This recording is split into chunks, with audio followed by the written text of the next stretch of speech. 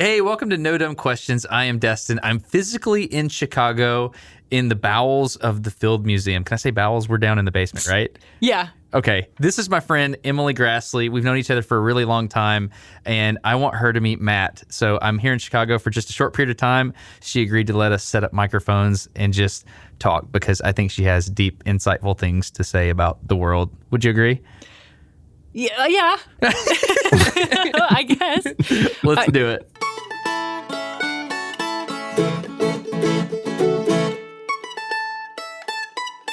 Hey, Matt, this is my friend Emily. Hi, Emily. It's very nice to meet you. Hey, Matt. It's nice to meet you, too. I have heard a lot about you through Destin and also through internet. Samesies. Sweet. Yeah. I'm excited we're doing this. Me too. So, Emily, you are from all the places I'm from. Yeah. When I heard that you're from Wyoming, I was like, we're probably related. Basically, I assume so. My family is 1/100,000th of the state of Wyoming. Really? If somebody meets us, they've met literally 1/100,000th, which doesn't sound like that much, but that's freakishly large. Yeah. Yeah. Are you from Wyoming, Emily? No, I'm from South Dakota, but we're right across the border. And once you're talking about Wyoming, South Dakota, it's like we're all one big family because our states don't have big enough populations. Rapid City is really close to the Wyoming border, so I spent a lot of time in Wyoming growing up. My grandparents are from Rapid City, and my mom is from Rapid City, and I No did way. summers in Rapid City. I'm from Rapid City. My family homesteaded from Norway in 1913 and started a ranch in Faith, South Dakota. And My dad still has ranch land out there. So we kind of share a border with this guy, Morris Williams, who is famous because his land is where Sue the T-Rex was found. Really? Really? Yeah. Oh, that's right. Yeah. Sue is from South Dakota. So, we've got dinosaurs on our ranch somewhere. You need to explain who Sue is for people who might not know. Because we're in the Field Museum right now. Yeah. So Sue is the largest, most complete Tyrannosaurus Rex ever found. And she is here on display at the Field Museum. And so, my grandpa was such a huge Sue fan because, she's from Faith and, brought a lot of notoriety to this tiny town that has, 400 people who live in it. So when I came to work at the Field Museum, I told him that they hired me to take care of Sue. And that's he loved it. Yeah, it's your destiny. Yeah. It's so weird because it's such a kind of remote, rural part of the world. I mean, I was just telling the story the other day. I went to Faith for the 100-year anniversary of the town back in 2013, and they made such a big deal about it. They had a fair and a carnival and a parade. And so they had a Ferris wheel. For you? No, not for us, just for the town of Faith, I was tracking with you, but I was cool to just let it hang out there like it was an Emily Graslie ticker tape homecoming parade. That's what was happening in my head. They put you on top of the Ferris wheel and they were like, caretaker of Sue. I'm sorry. I'm back to normal now. No, that's awesome. But it was a big deal for the town because Faith was 100 years old. So of course we were going to go on this Ferris wheel in the middle of Faith. Ferris wheels are supposed to be kind of climactic, You get it and you're going and you're slowly getting to the top and then they pause and then it's wow, what a view. But there's so few people in that area that you got to the top of the Ferris wheel and then it was just blackness. Because it was at night, you couldn't see anything. There was the town, which is a 4x4 block area. And then outside of it was just pitch darkness. It was awesome. That is awesome. You can see That's the stars. How I live. Oh, yeah. You've never seen more stars in your life. Then Faith. Yeah, then outside of Faith too. Here's another cool twist of irony on that, though, is Sue went to Chicago at the Field Museum, and then you guys brought in a Ferris wheel, which debuted on the side of the original Field Museum in 1894. How did you know that? I think it's 1894. 1893. But no, the first Ferris wheel in the world was at the 1893 World's Fair. Here? Yeah, here in Chicago. The Columbian Exposition. I feel really dumb right now. The Field Museum used to be in the Science and Industry Museum building, right? Yes, yeah. I was just telling Destin about that earlier. Yeah, that's the origin of the Field Museum's collection is after the fair, there were all these trade items, all this lumber, all of these raw materials, because people were bringing their stuff to the fair trying to sell it and be like, we have the best wood from all over South America. Buy our wood for your projects. And then they didn't want to cart it all back to where they had come from because shipping that stuff is super expensive. So a bunch of wealthy guys in Chicago were like, let's make a museum. And we're named after Marshall Field, the Field Columbian Museum. So all the stone on the outside, that was brought in, right? Because it looks, Matt, what do you call the columns that have the big flutes down the side of them? Well, those are definitely Doric or Ionian or Corinthian. I couldn't tell you which one. Did you say Ionian? Yeah, are those the three kinds? Doric, Ionian, and You Corinthian? just blew my mind. I didn't know that they had names. I knew it was a history thing. That's why I asked him. I skipped that day, so Dang. Okay. it's one of those, I bet. So they have those when you walk in the Field Museum. And so it was pretty epic just walking in and being like, oh, I'm here to meet Emily. And you have these big Roman-looking columns beside you. It's pretty legit. Well, that's exactly what it was supposed to convey. That whole it was supposed to be 1892 World's Fair to celebrate. It was a Columbian exposition to celebrate the anniversary of Columbus and all of that. And what they wanted to do was make Chicago look really legit, like the mantle of Western civilization. So they made this cheap imitation marble city that looked incredible. You were by all telling me about accounts. that. What was it called? The White City. Really? Yeah. And that's kind of like where they debuted a lot of electricity too, because they just lit the thing up at night and it just glowed. People had never seen anything like it, especially in Chicago, this amazing, glowing, radiant city of white buildings. A lot of it was plaster too. But if you gave me 3 time travel tokens for my entire life, I'd use one on Jesus to see what the deal really was there. I'd use one on the White City, and I'd save one in case there's a money-making opportunity. That's pretty good. I love that you've thought about that. Yeah, the White City was a super cool thing, but they wouldn't let Wyomingites in because they wanted to be fancy and not come off as like a hillbilly cowboys and Indians kind of thing. Are you serious? And so Buffalo Bill Cody wanted to be a part of it, and he's from my neck of the woods. They wouldn't let him, so he just bought a bunch of swampland in Jackson Park right outside the gates and set up the Wild West show right there and drew as many people as the fair drew, and it ended up being a really nice compliment to each other.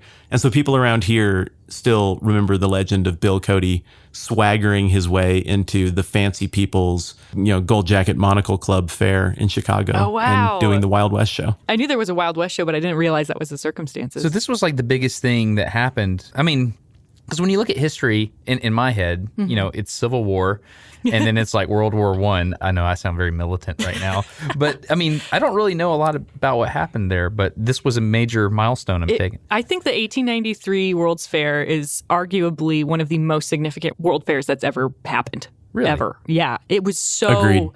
It was so significant in terms of the technological advancements that were being showcased, in terms of like the cosmopolitan nature of how many different countries were represented. And like now, I mean, you have to look at it through the lens of history. Now there's a lot of like contentious things that happened that we understand. Like they brought, and this was their words, Eskimo people, Inuit people, and they put them like on display, and you could pay money to see these Inuit people like doing their Inuit things. And but Bill Cody's not welcome because Wyoming's not civilized. Yeah. And so there was absolutely, you have to acknowledge that there were double standards and some weirdness, and poor people with like all of their seal furs in the middle of Chicago summer. It was just inhumane. So, it was really significant at the time, but I try to, look at it with a little bit of grain of salt. Huh. You can't see anything left from it other than a replica of the Lady of the Republic statue. There's a roundabout in Jackson Park where a replica of this big gold statue that adorned the middle of the lagoon in the White City, that is still there. The Museum of Science and Industry was some other building associated with it. I don't remember which one. It was the Fine Arts Building. And it was huge, right? Like it was like the biggest building ever at that point. That's where the Field Museum was, and then they renovated it and restored it. The other thing you can see there is they auctioned off different chunks of real estate to different nations to come and present what their peoples were about. And the prize possession was this series of islands in the middle of the lagoon. What? And the Japanese people won the auction by promising to permanently maintain that little island. Mm-hmm. And if you go to Jackson Park right now, there's a driving range, and it's a little rundown and questionable in spots. But then you get to this one little oasis in the middle of it where there's this perfect little Japanese garden. And I think last time I was there was still a sign that said a gift into, perpetuity from the people of Japan or something like that. So you can still see little remnants of the White City thing. Dang. Yeah. And then, of course, there's like the other side of it. Destin, if you haven't read this, for the viewers too, if you haven't read the book Devil in the White City, it's like a prerequisite to visiting Chicago because it gives you so much history about the World's Fair, but it's also about a serial killer. Really? Yeah. Like somebody was a serial killer during the World's Fair? Yeah. And I'm totally spacing the name right now. Herman Mudgett, HH Holmes. HH Holmes, yep. Oh, you don't know about HH Holmes? No. Oh my gosh. So this guy was a maniac. I'll just summarize it super quickly. But basically, he was building a torture mansion just down the street. In Chicago. Yep. During the 1893 World's Fair. And he got his victims because he would go to the fair and solicit young women and people and offer like cheap day rates to stay at his house. And he engineered this home that had like, some of the rooms had pipes that he could pipe like noxious gases into the room and like kill people in their sleep. And it had like a crematorium in the basement. And what the crap? I know. He made money by preparing skeletons to be sold to medical students and schools. Yeah. And so he was selling fair visitors' remains to unknowing buyers. Yeah, to like and academic making a ton of money. institutions. Oh, okay. What's the book name? It's Devil in the White City. Really? Yeah, it's by Eric Larson. Yeah. I feel like you guys have like this Chicago like data tap into your brain, and you're just pulling Wikipedia articles left and right. This is incredible. Like, Yeah. Matt, you lived in Chicago. Twice. Yeah. Oh, really? Well, check that. I lived in the suburbs, which doesn't count. Which suburb? I lived in Deerfield, Okay. and I went to Trinity. I did 2 different rounds of school at Trinity.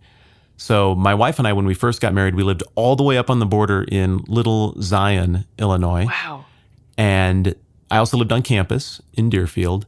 And then when I moved back for grad school, we lived in Rogers Park, Okay. up at basically the Loyola Red Line stop. I'm kind of with my body language asking Emily if this is legit. Is this legit? Yeah. Oh, yeah. Like, I know all these neighborhoods. Really? I never liked cities. I mean, I think, and Matt can sympathize with this, being from rural parts of the country, like, they're just very oppressive. There's a lot to take in. I mean, like, your day-to-day living in a place like Rapid City or visiting someplace like Faith is just like, you have more encounters with prairie dogs than you do with people, which is true if you spend time, like, in the hills and out on the plains. But, like, so when I moved to Chicago, I'd never, like, really taken public transportation. I'd never, like, waved a taxi down.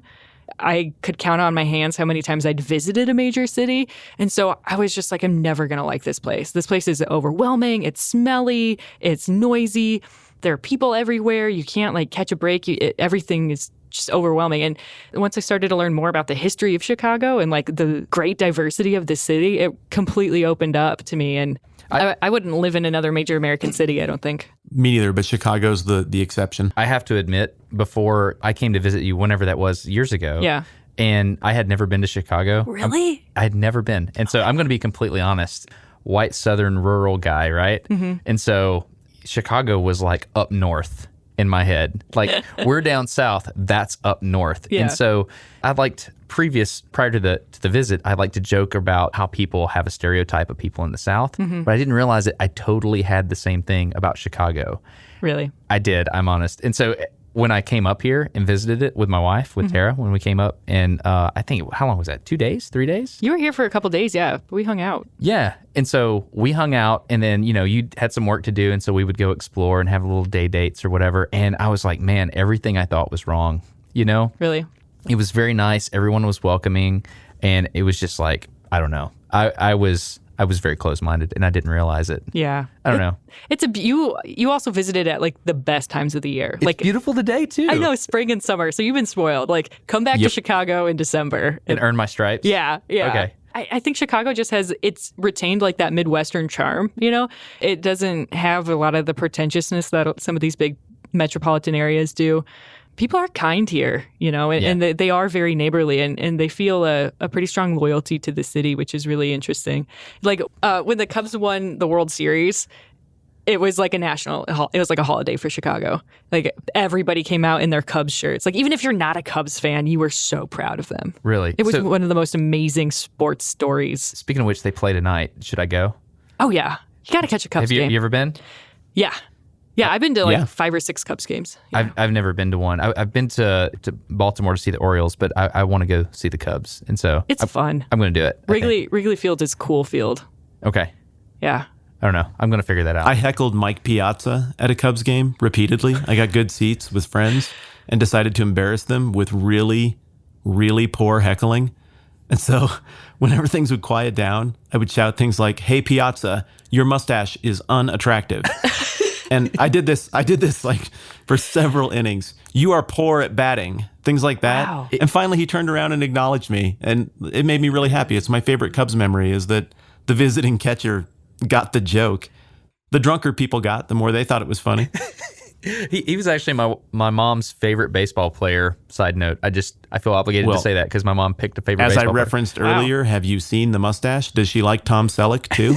Because I'm guessing your mom is of a certain generation where that kind of mustache really, really does the trick. Holy cow, my dad did have a mustache growing up. Oh my goodness, man. Yeah, I'm onto something. I feel weird. Let's change the subject. I don't want to think about my mom being I don't attracted feel weird. to I'm like, mustaches. we've sniffed each other out and verified that we both actually have lived in Chicago, but I'm not satisfied on the Rapid City thing yet. Oh, yeah, okay. Just as a quick check-in. Like, let's say somebody was in a place where they woke up one day in Rapid City and they were like, man, I want to go and pretend that I live in the story Cinderella. Where might they go to live out that dream? Storybook Island. I worked there. Did you really? Yeah, that was my first acting gig. Really? What did you do? Okay, wait, you have to explain Storybook Island first. Storybook Island, when you're a child, is the most magical place in the world. If wanna go your right now. if your family doesn't have the money to go to Disney World, like Storybook Island is the next best thing. It's like it's this little park that has recreations of fairy tales. So there's like a giant pumpkin, and you can go into this giant concrete pumpkin and pretend you're this story. What is that? The tale about like you put his wife in a pumpkin. Peter Pumpkin Eater? Yeah, Peter. Is it? Yeah. Peter Pumpkin Eater had a wife and couldn't keep her. So he crammed her in a pumpkin. The end. And then like It's now not it rhymes, but it works. Yeah, that's what my storybook says. Oh, yeah. now that I think remember about it, that. I'm like, that's not a healthy relationship, but they should see counseling. So but what, yeah, what was your job there? What did you do? I worked in the theater. I ran like the soundboard so it had this big theater for kids shows, and we would do 3 or 4 plays a day. They were like 15, 20-minute plays, and just like act out different stories. And we had a dressing room in the back, and it was legit. Yeah. So we would give. And the whole park is free. Yeah, the park is free and kids can come, and it's super popular for kids. And there's lots of stuff to climb on and run around. Is it literally an island? Storybook Island? Well, it used to be. Kind of. See, Matt, I got my Rapid City history. It used to be on an island until the big Great flood. Yeah. Flood of 74, 73? 3 or 4? And the pumpkin washed away. Yeah. The pumpkin ended up What is happening the right pumpkin now? ended up way downstream down Rapid Creek. Yeah. Yeah. What do we got to get the pumpkin. Get the pumpkin back. Where is it? They got Somebody get the pumpkin. We're not a city until the pumpkin is restored. Yeah, I know. Well, they put There's a pumpkin lady back. in there. We have to do something. I have tears in my eyes because of you That guys is- relating so Yeah. hardcore That over is this so stuff. cool that you worked there. My grandparents bought an old missile site from Ellsworth Air Force Base Really? after my granddad retired from the Air Force. So I literally, when I would stay up there, we would go into town, and we had 4 or 5 places that we'd always go. But I remember even before my younger siblings were born, one of my first memories is drinking out of the Lion Fountain Yes. at Storybook Island. Yeah. And my parents still have adorable pictures of me with my mullet drinking out of the Lion Look, Fountain. that's great and all, but what the heck happened to this pumpkin? I need to know. So there was a huge flood in flash flood in like 1973 or 74 in Rapid City, and like people died. I mean, it was incredibly destructive, and it washed away a lot of like history and things and destroyed Storybook Island. And so they rebuilt Storybook Island in a different part of Rapid City, but you can still today go back, and I think it's still there. They still have like some pieces of the original Storybook Island that are like peppered. Really? Yeah. I remember an old jungle gym. And an old, so they've probably taken it all up because it doesn't meet like safety codes for kids anymore. But this old, it was like a welded school bus, but it was just the armature, so you could just like climb all over it and stuff. And so that was from the original Storybook Island, and that survived. And so they kept those pieces in place. But it doesn't feel run down and like in shambles and stuff. You know, I haven't been back to Storybook Island for like 15 years probably. I need to go. wow. Actually, I have been more recently. During the holidays, they put colored lights on everything, and they sell hot cocoa, and you could go, and it's like Storybook Island at night kind of thing. But You know, when you do come back, you're kind of like, oh, that figure of like Dorothy from The Wizard of Oz, she looks a little creepy. Yeah. That's terrifying. Yeah. We took the kids maybe 2 or 3 years ago, and I had them all drink from the lion fountain so we could get matching pictures and make my mom feel all squishy inside. Yeah. It worked, by the way. Completely worked. So, like, Emily, like, let's just say you were really curious about what people in like the 1950s imagined dinosaurs looked like to scale. Where would you maybe want to go to check out something like that if you were in Rapid City? One of two places. If you want the real academic, I love that you just answered it that way. if you want the real academic interpretation, you're going to go to the museum at the School of Mines and Technology. Go Hard Rockers. Yep. Yeah. So it's a great paleo museum. I remember going there as a kid. They have a couple of different dinosaurs, and they are in the older position. So like the T-Rex is upright, even though now we know it walked more like a chicken with a plunger on its butt. That was a real NSF-funded study, by the way. Really? Yeah. Sweet. They were trying to replicate like how Tyrannosaurus rexes would have like walked or undulated, and so they affixed a plunger on the butt of a chicken. And like I feel like I should have been a part of that. Yeah, I know. You're gonna go home and try this now. Maybe. So you would either go to that museum or you would go to Dinosaur Hill, where they have giant 2-scale cement painted dinosaurs that you can climb all over. It feels like a mini golf course. Sort of. Okay. Except a tiny bit more legit and a way better view. Yeah. And so I have so many fond memories of Dinosaur Park. And it's really cool because when the sun goes down and you can look up to this hill where these dinosaurs are, you can see like a Brachiosaurus walking on the skyline. It's awesome. Dang. I kind of want to go now. Yeah. Side note, I have a legit question. Okay. Your favorite dinosaur? It's important to me that you say a certain thing. I just need to know what your favorite dinosaur is. This is so much pressure. I don't know. Let me just tell you the backstory. Okay. Here's why. Because there's a guy that I work with. His position is that the Stegosaurus is the most awesome dinosaur. And his reasoning is that a Stegosaurus at some point in its life looked at another Stegosaurus with all the spikes and stuff and was like, you know what? I need to go make babies with that. And so that's his position as to why that's the reason he likes the Stegosaurus, because it's so boss that it can do that. And so my position is that the Triceratops is the most amazing dinosaur. And so I was going to settle this once and for all. I was going to go purchase thebestdinosaur.com. Yeah. And so I tried to buy it. Somebody had already bought it and put a Stegosaurus picture on there. Was it that guy? No, it wasn't him. It was somebody else. There's like a league of people who have all bought into this. I know. My wife likes Stegosaurus as well. Okay. I was just wondering. You don't have to say, because you curate a lot at the museum. So Yeah. do you feel like you can't really come down on a position? Is that what's happening now? Sort of. I think there's just like, I feel like if we're going to argue about which best dinosaur is, like that should be a whole separate podcast with like, 80 different episodes. Like we could really go into it on any different dinosaur. Really? Like talk about the pros and cons of each of them. I mean, because like, and then how do you even break it down? Are you really going to put all of the meat-eating carnivorous dinosaurs in with the grass-eating dinosaurs, the grazers? Like, can those those are apples and oranges. You can't even compare. Okay, well, I do have to say, Matt, do you know the Dimetrodon? Mm-hmm. Do you know that? Yes. The one with the sail on its back?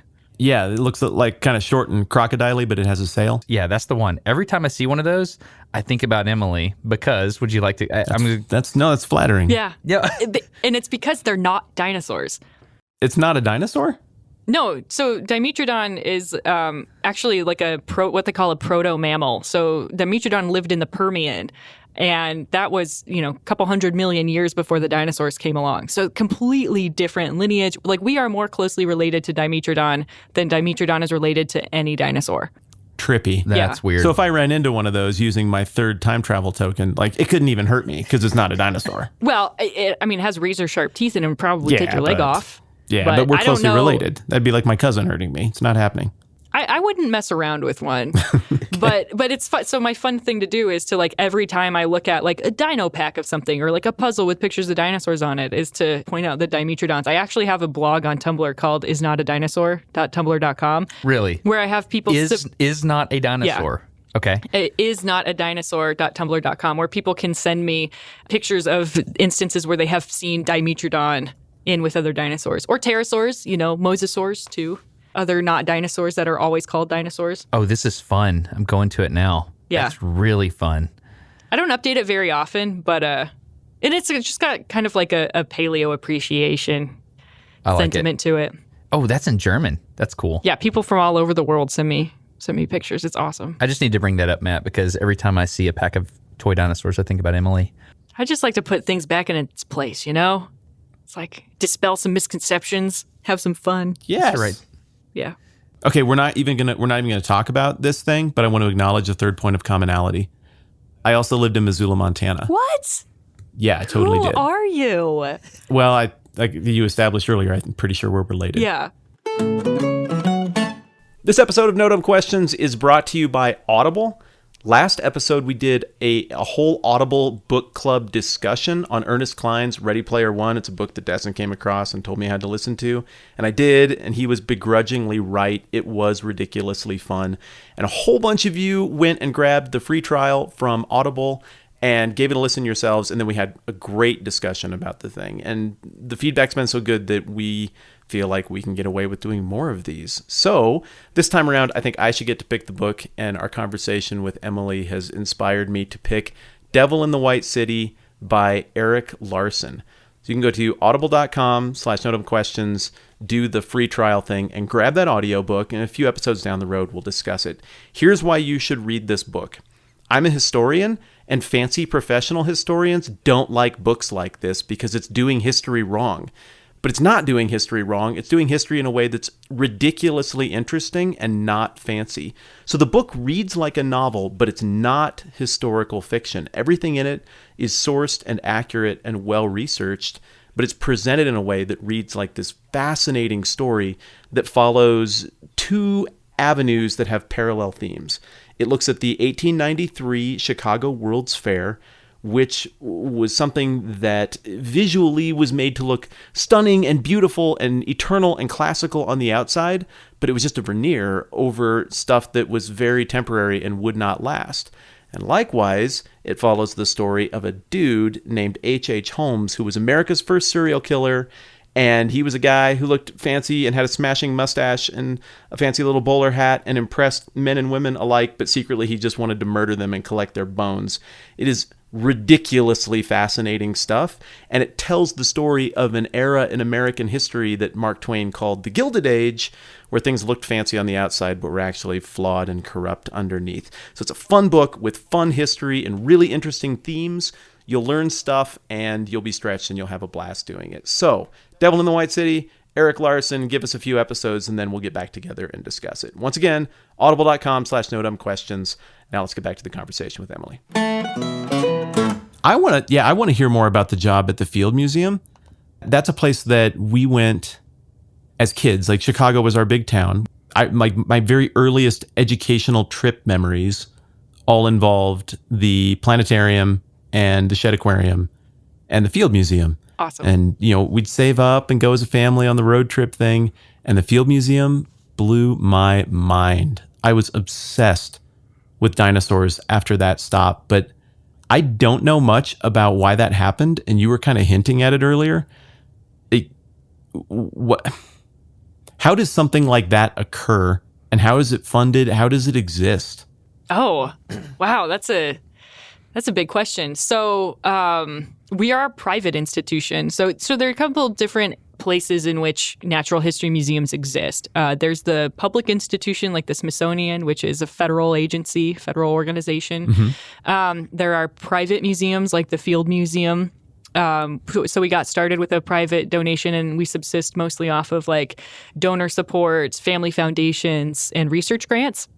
Then there are like university collections and university museums, which are usually for research, and they're normally on a campus. Like the one at the School of Mines and Technology is a public display, but they also have a research collection behind it. So anytime you see a research museum, this is a museum that has public exhibits, but probably has more going on behind the scenes than it does on the public floor. Yeah, you showed me the behind the scenes tour last time. Yeah. And my brain melted just a little bit. Yeah. Because like when I think of a museum, I think of, look at this really cool thing behind this glass case, but you have just tons and tons of just cabinets back in the back with dead stuff and all sorts of stuff. So we have 30 million specimens and artifacts in the Field Museum's research collections, and less than 1% of that is on public display. Whoa. Yeah. So most of what we have is in a various collections. So we have zoological collections, anthropological collections, geological collections, and botanical collections. And all of those collections kind of break down too. So like in zoology, we have birds and we have a fish collection and we have an invertebrate zoology collection, which is different than the insect collection. And then within like even the insect collection, we have dried specimens. We have specimens that are in alcohol. And then we have, what else do we have in insects? Those might be our two collections in insects, but all of that just contributes to the different kinds of like research programs that are happening here. And we facilitate researchers from all over the world to come here and study the specimens and look at all this material and use it for their research. So do you just have an enormous network of catacombs underneath that? Yeah. Yeah. I mean, it's no joke, Matt. They have like giant canoes from, you know, a certain people group in the northern part of Canada. Yeah. Seriously. I'm not exaggerating, right? Right. There's one giant canoe on display from way back when, but you have multiple canoes? We have a couple different canoes. Yeah. And we have dinosaurs that are not on display, that are not articulated. They're not all put together and nice, but like we have plaster casts of specimens, dinosaurs and things that were collected in like the 1800s that have not been processed yet. They're sitting in their plaster jackets. And it's because like our museum, you know, we're a well-funded organization. We're a big museum and we employ 500 people, but we still like when you break it down to each division, we're still like kind of understaffed in each division down from the kind of numbers that we had, you know, 20, 30, 40 or 50 years ago. And so there's still stuff that hasn't been done, but it's sitting here. It's waiting here for somebody to come and help us work on it and to do that kind of thing. That's why I think what you do is like turbo important, because I would never know that stuff exists, but you go interact with these people and you do the Brain Scoop, your YouTube channel. Yeah. And you bring people out and you talk about, you know, whatever they're doing. And then I start to care when I didn't care before. You know what I mean? Yeah.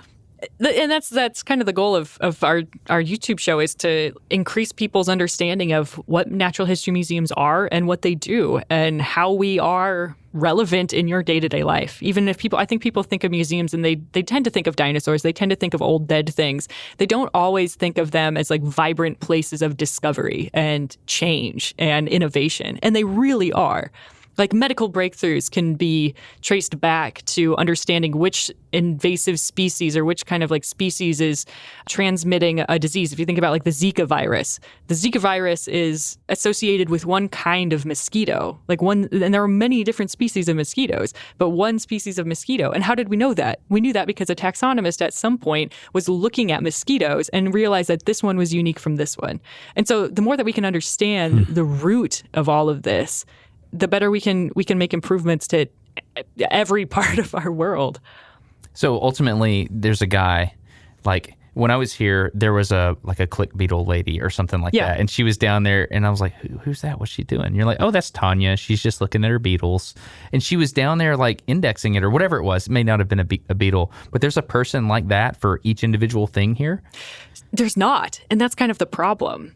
So ideally there would be, right? Like we would have somebody on staff who studies butterflies. We'd have somebody on staff who studies spiders and somebody who studies millipedes and somebody who studies this other group of beetles. But we really don't. Like in the insect division, we have one person who studies water beetles. We have a couple people who study ants. We have a couple who studies staphylinids, which are rove beetles. It's a huge, diverse group of beetles.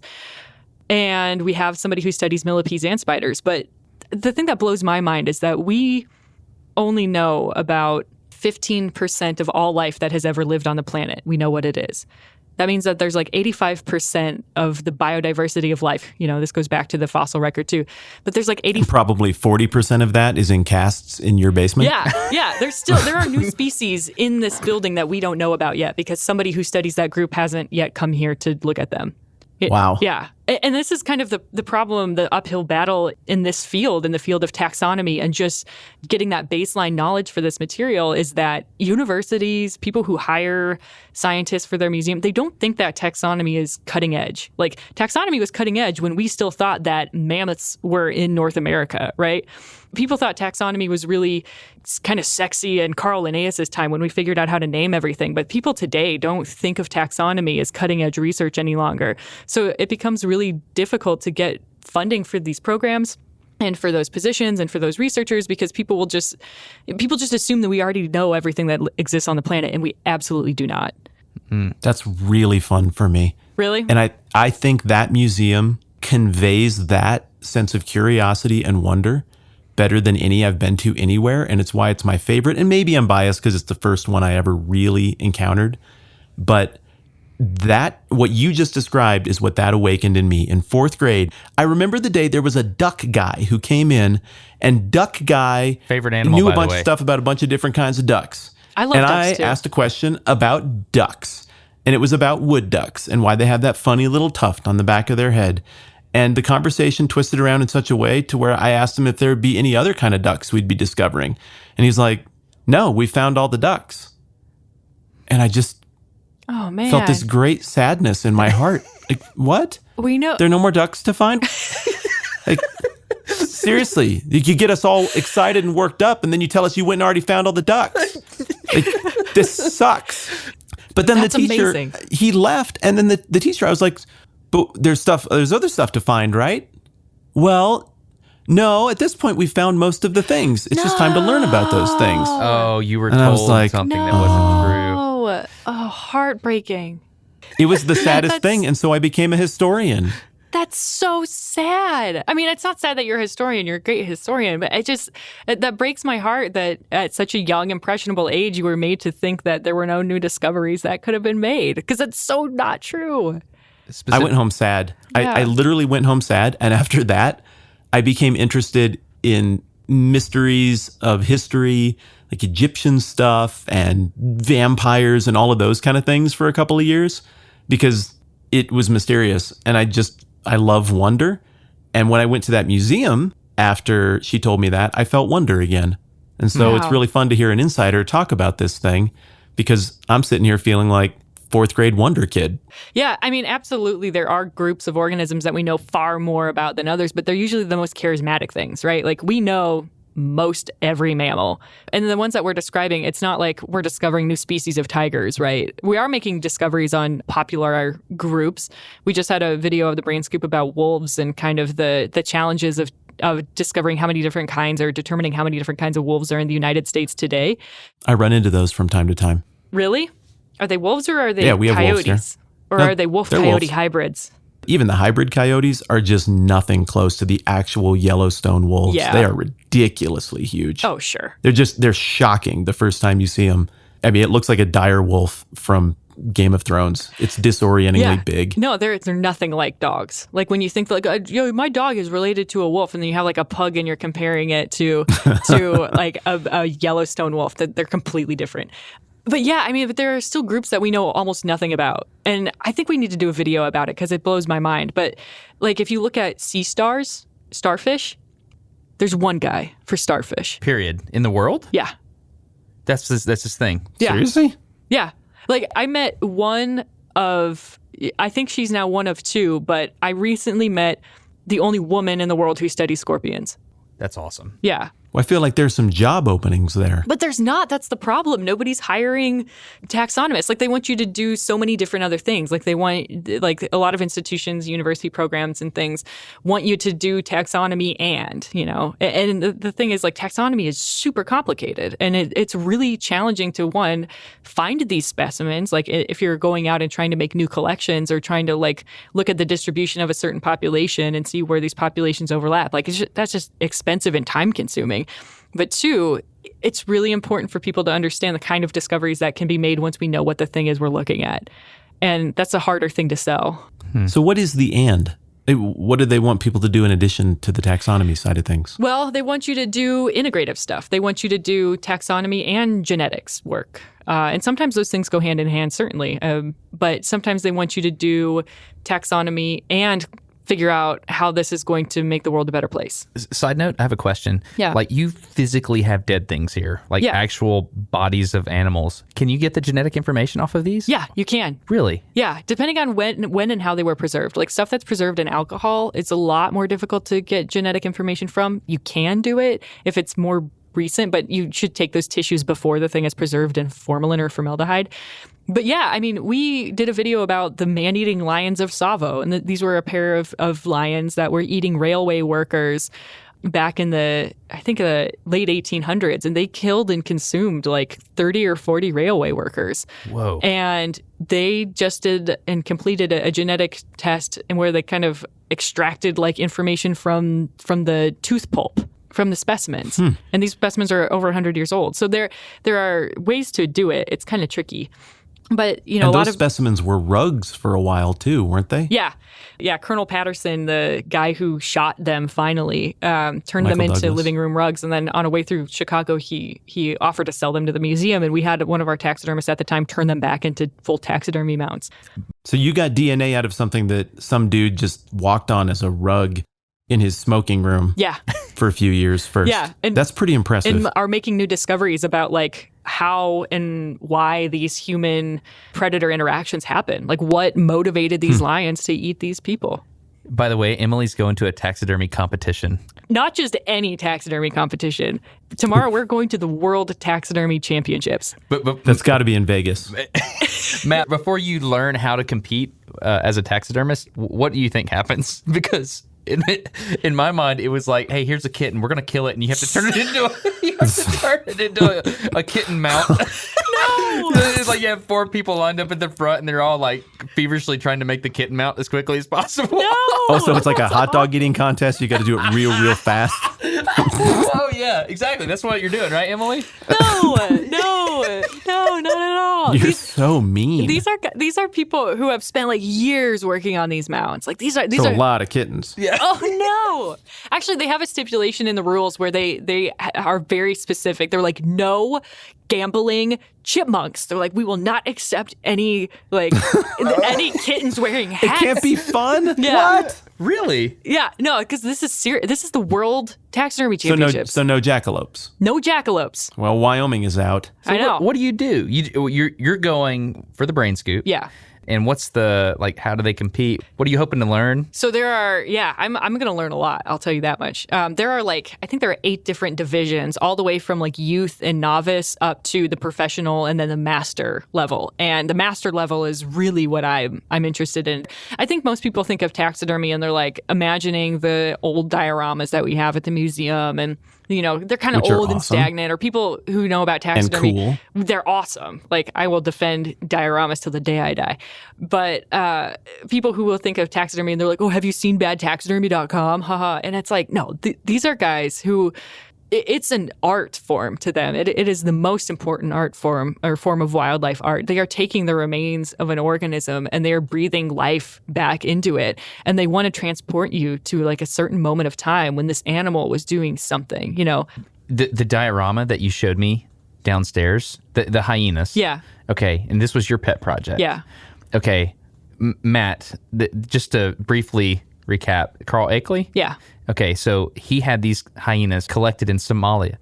The cool thing about this diorama that Emily participated in and basically spearheaded having it done was you literally transport us to one specific instant in time. On what day was it? August 6th, 1896. Yeah. Whoa. Yeah. Will you just explain that? Because that was, when you actually sat in front and pointed out the stars, it melted my brain. Yeah. So this diorama that we have, a little bit of context, is these hyenas were collected on a trip, the first American museum-led expedition to Somalia. And it was because the mammalogist, the mammal curator at the time, knew that there were a number of species that were greatly declining. And the context of the story was that I think it was the Italians had invaded Ethiopia and had brought with them a bunch of their livestock, their cows and stuff. And those ungulates, those hoofed mammals, transmitted a disease. I think it was a virus. I'm spacing the name of the virus, but they transmitted a virus to a lot of the wildlife, and it was killing off the native antelope and the native like deer populations and all of that. And so the curator here at the Field Museum wanted to take this expedition to Somalia and bring this taxidermist Carl Akeley with him so that they could collect a number of animals because they were afraid they were going to go extinct and future generations wouldn't know what they were. And I think the African wild ass is now extinct, but we have a couple of those on display in the museum because of this. It was like, I know the populations are low, but we're going to collect a number of different organisms and put them in these habitat dioramas for future generations because the world is changing. Clever. Yeah. And In my mind, I fist bumped you when you said wild ass. yeah. we are serious professionals. But so anyway, so these 4 striped hyenas were collected during that trip. And when the Field Museum moved to its new location, they kind of were like gradually shifted out of the African hall. And they were in a case that didn't have a painted background or anything. And they ended up in the reptile hall where they had sat forever. And so people would go to the reptile hall and be like, what are these hyenas doing here? And so kind of simultaneously, our director of exhibitions, Yop, told me early on and when I started at the museum that there was one unfinished diorama alcove in the Hall of Asian Mammals. And we were like, we should do something. Like, we should raise money, like crowdfund, to move those hyenas out of that space in the reptile hall and build a brand new habitat diorama. And we can walk our audience through the process of what it takes to make one of these amazing dioramas and why they're still scientifically significant and the impact that it'll have. And it's the kind of thing where if somebody from France donates $10 to this thing, but they don't come to the Field Museum for 50 years, this will still be there. This diorama's going nowhere. I was emotionally invested through the campaign. I know. I appreciate it. You helped us spread the word. It was fun. Yeah. So we did it. We raised like $150,000 or so in 6 weeks through Indiegogo, and we built this brand new diorama, the first full-scale habitat diorama in 60 years. But the moment, there's a specific moment. Yeah. It's supposed to be the morning of August 6, 1896, when at least one of the hyenas was collected. And the way that we transport people back in time is, through the landscape painting and through the different organisms that the hyenas are interacting with in there. Like the aloe plant that is in the display is based off of a photograph that Carl Akeley took of an aloe plant on that trip. So it's as accurate as possible. And the thing that really solidifies that moment of time is that we worked with an astronomer from the Adler Planetarium. He has the software that can recreate star patterns and moon phases at any point in time. That's incredible. So he looked and used the software to figure out what the star constellation pattern would have been looking east on the morning of August 6, 1896. And that is the moon phase that's reflected and the star pattern that's in the sky. Wow. It looks exactly like a sunrise. It looks like a sunrise and you can see the moon. And usually you're looking at the animals. But I looked to the back and I was like, oh, that's Orion, and then you could look down at the little information electronic board or whatever you call it that you made. Yeah. And then you could see is awesome. Yeah. I figured out what I'm using my third token on. I'm going to time travel back and get Carl Akeley.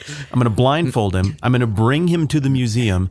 I'm going to set up some cameras. I'm going to call the YouTube video something like, dude from 1890 sees a place where he was in a museum 100 years later at 50,000 frames per second. Reveal. And then I'm going to reveal. Here we go. Reveal. That's awesome. Seriously. That's amazing. As a historian, that makes my heart beat fast. It's really good. You took a moment in time and you preserved one snapshot in one place. Yeah. It's this beautiful fusion of history, biology, other ologies. Yeah. All the other astronomy. ones. It's really, really beautiful. Yeah, and I think, and that's what I love about the Brain Scoop. That's why I've been at the Field Museum almost 4 years, and I love it here because every day there's something else kind of like that. There's something else that puts history and like our place in this universe on this planet into a greater, more meaningful context. It's like spiritual almost. It's awesome. So I love it, and if you ever make it to the Field Museum, come check out the hyena diorama. I can't wait. I didn't know that all those others were 60 plus years old. Oh, yeah. It seemed like they'd been there for a while when I went. It seemed like that was an approach to museuming that was a little bit dated. Yeah. But it's just so good that I didn't care. Those habitat dioramas, most of them are original with when our building opened. So they were started, the 1920s, 1930s. Wow. I have to pee. I hear what you're saying, though. I'm so sorry. No, that's what we can We'll take just a break. be here. You good? Yeah. Do you need to take a break or anything? You good? I'm okay. Matt, are you okay? But we can take a break. Yeah, I'm good. We'll just be here. Dude, just I'm going to pee. like a Mountain Dew bottle or something. No, just face the other way, Emily. You'll be fine. Okay. All right. Destin's running out. It has the same effect on me, but when you say that it has, like, it's almost spiritual, Yeah. I agree. Wonder, for me, like, you can hear it in me just a little bit, even as we talk about this stuff. That is so exhilarating and exciting, and it triggers something appreciative on a spiritual level for me that I can't really wrap my brain around. But as a theist, as a space, Yeah. theist, there's an appreciation of the order, the beauty, the mystery, the expanse, and the smallness that I feel in comparison to it. Yeah. So it's weird that something that's entirely celebrating the natural, like the Field Museum, Yeah. is something that has that effect on me, but it really does. Oh, totally. And I think it's interesting that I have that same feeling, and I am atheist without Yeah. all the spaces.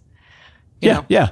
But that same sense of like wonder and appreciation and joy and marvel and awesomeness is the feeling that I get from learning about this stuff. Stuff is cool. And the people I like to hang around with and the people who I like to talk with also think stuff is cool, regardless of how they arrived at it. Yeah, that's awesome. Did anybody get fired over the Relic? I mean, you got to let somebody go after an ancient evil is awakened in your building and wreaks havoc, eating people's brains. Yeah. Like, even if it's a fall guy. Justin, have you seen The Relic? I'm back. The Relic, I haven't. That movie? Oh, man. Is it good? No. No, it's horrible. No, The Relic is a movie based off of, it's partially filmed in the Field Museum. So it's like, if you start working at the Field Museum, you like basically just have to watch it your first week. It's like initiation. Yeah, sort of bad movie. Yeah. But it's about like this artifact that comes to the Field Museum and is unpacked and starts like, I don't know, it like kills people, like eats people. But it's so interesting to watch it once you work here because it's like one of the tracking shots will be like, this archaeologist walking through the public display and she'll go from one room to the next and she's actually like leaving the Field Museum and the next shot she's at the American Museum of Natural History. Oh, and you're you like, know? Yeah, and you're like, that's not true. And there's one scene where one of the security guards is like smoking a questionable substance in a bathroom and it's like the women's bathroom on the second floor up here.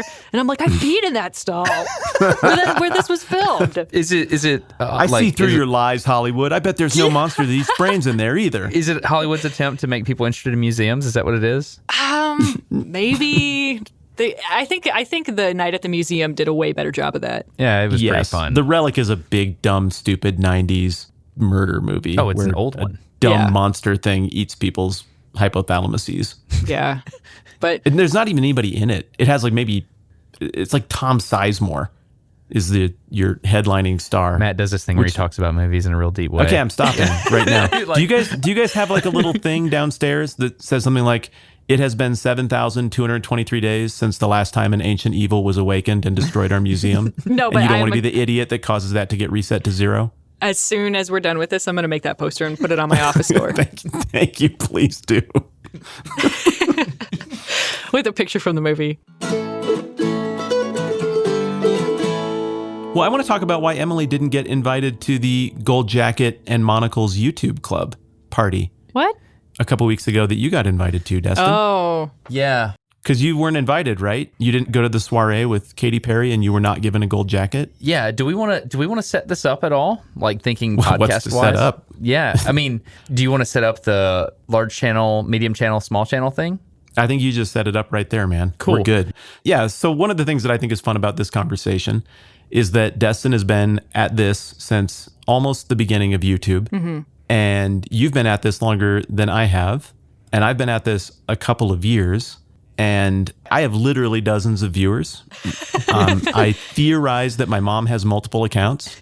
Wow. But logging on cool from all different devices, watching on mobile and the iPad and at the same time. I think she learned how to use a VPN so she could make it look like people from Indonesia like the program. Yeah. Okay. It's really working. Good. And when did you get started with this, Emily? We started the Brain Scoop in January of 2013. So yeah, we're a little over 4 years at this point, 4.5 years almost. Wow. Okay. Wow. Yeah, I'm at 2 and change. And Destin, you started in 2007, right? I did. Jeez. Making stupid stuff in 2007, and then I started narrowing down and made, Smarter Every Day in 2011. Okay. So I've only got you said 13? Yeah. So I've got a couple of years like actively trying to do Smarter Every Day. Wow. On top of the Brain Scoop. You referenced the Gold Jacket Monocle Club, Matt.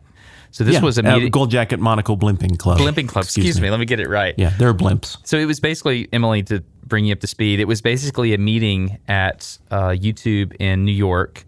And it was like, I'm doing air quotes, some of the top channels. And they went up there and they were, it's a creator summit, and they were talking about all the things that you have to think about having a channel or whatever. And then they did this thing called Brandcast, where it's how YouTube sells ads against people's content. Oh. And so they had a lot of ad execs there, and they were trying to figure all that stuff out. And so it was really weird because for the channels that have been there for a really long time, different people have different motivations. Mm-hmm. Like for me, Smarter Every Day, it's just like, I like doing stuff that's fun and educational, and it's important that I have fun doing it. Yeah. For you, what's your like primary? Oh, I just want people to care about the world. Yeah. I want to create content that makes people say, oh, I didn't know that, or like I learned something new. I have a new appreciation for this topic I never before considered. Yes, I feel the exact same way. Matt, are you similar?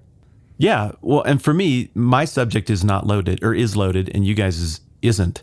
Your subject matter, I think people are really open to getting excited about, but mine has 2,000 years of up and down history where people have done really weird, jacked up stuff. Mm-hmm. And so my goal is strip away all of the implications and just talk about the document and try to explain, like on more of a baseline of facts with some humor approach, what the Bible and Christianity actually are, and then you can make of it whatever you want. So you have an uphill battle, because that's like, there's not a lot of people who are like, oh, you know what I really want to do is go, recreationally watch a video about the Book of Acts. Yeah. Yeah, the internet is excited about a white libertarian Christian talking about the Bible. Yeah. Or at least the part of the internet that is my mom. That's right. So it was interesting to hear these people talk in this environment, because they were the channels that had been there forever were trying to figure out how to stay relevant. Oh. They started talking about longevity. I heard several people talk about, and I'm not allowed to go into like deep discussions about, who said what and all that stuff because of NDA stuff. Because of the secret handshake and the Bonesman Club that you're a part of? Yes. The YouTube Bonesman Secret Society? That's right. And so, people were thinking about, how do you continue to get excited about making this content? Because this is the formula I fell into early in a YouTube channel. And then how do you continue to stay excited about it? Mm-hmm. And for me, it's easy because it's like, hey, that's a neat thing about the world, and that's exciting to me. So it's an external thing. But it was interesting to hear, some of the internal emotional monologue that was going on in some people's brains there. That was really fascinating. Yeah. Well, I mean, are people angsting over where YouTube is heading? No, not really. I think they were just trying to figure out how to remain relevant. Yeah. No, that is interesting, because like it is easy to take what you're creating and make it formulaic. And I think that's the death of anything.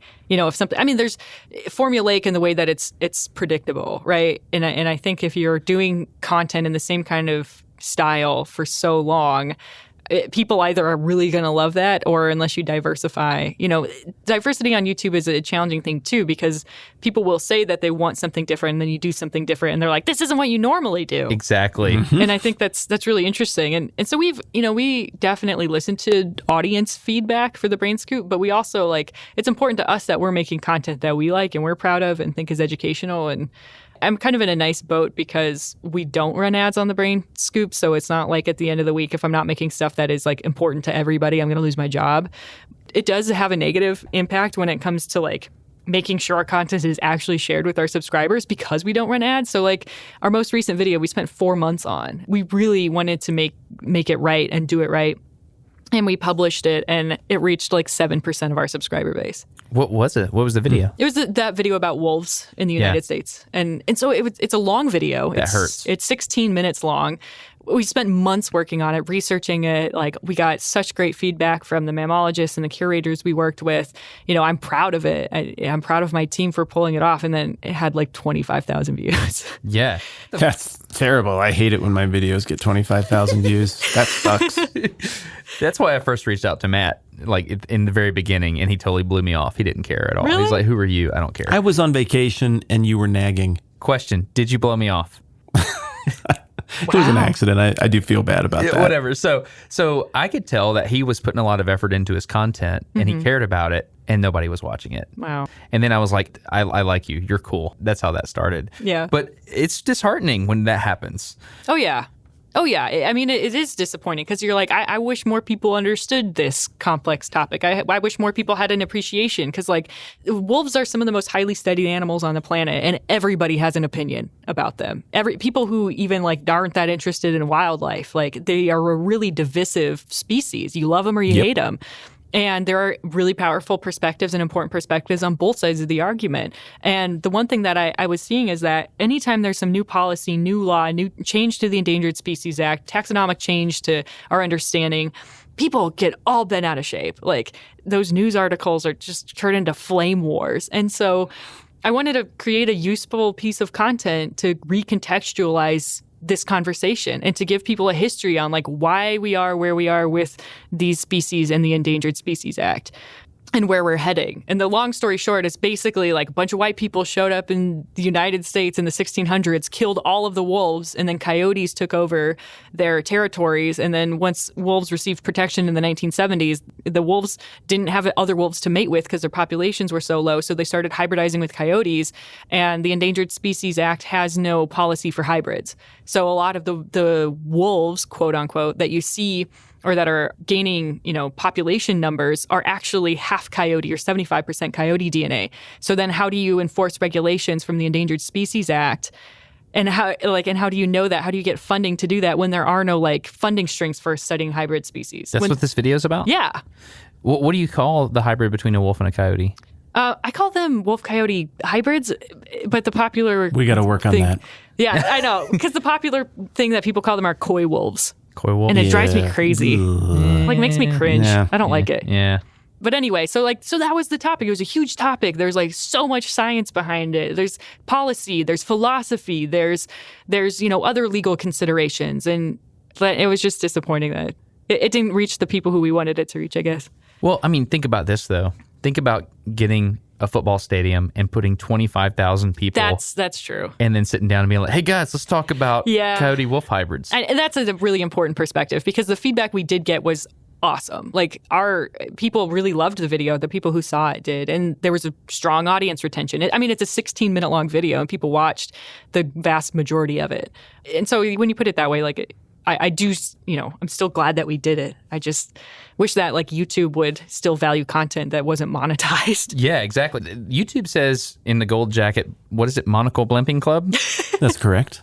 Long story short, they claim that the monetized videos are not viewed any differently than the non-monetized videos. Okay, so that's, the opinion you have right now is the same opinion as a guy named Lou from Unbox Therapy. He was the big win from this meeting for me, as I made a friend up there, and he's got a really big channel about opening stuff. It's like a celebration of consumerism. He's very, very smart. And he has figured out how to use the algorithm to try to, get more views. And for him, it's frequency of upload, which is bad for people like me and you because it takes a lot of time to work on stuff. You too, Matt? Mm-hmm. I don't know. So where's the line between trying to make content to, quote, get popular and then just trying to make stuff because it's a beautiful piece of internet you want to hang it up on the shelf and let people just look at it as they walk around? I don't know. And that's something that we think about all the time. And we've tried different things too. Like, we tried to make weekly content. That was as much as we could make. And there are very different considerations when it comes to, like, making content for the Brain Scoop versus making content for a regular science channel. We have constraints that are very real working within a museum. That totally makes sense.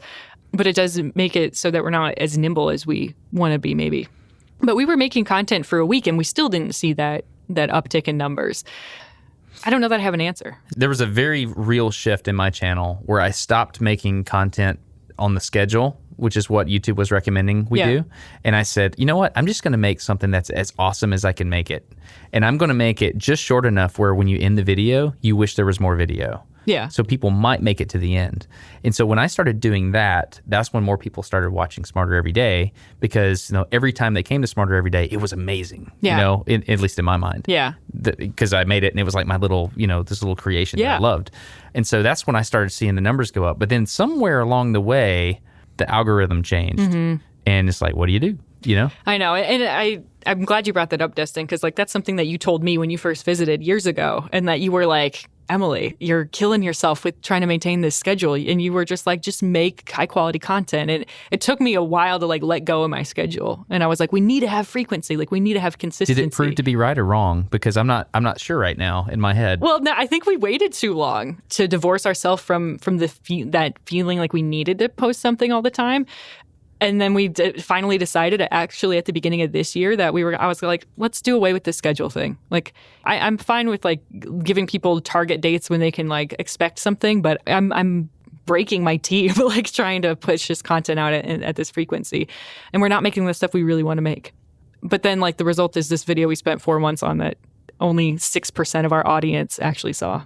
Yeah. What is a good percent? Isn't it something like 10% of subscribers is considered a reasonable response? Really? I think it's 10 to 12.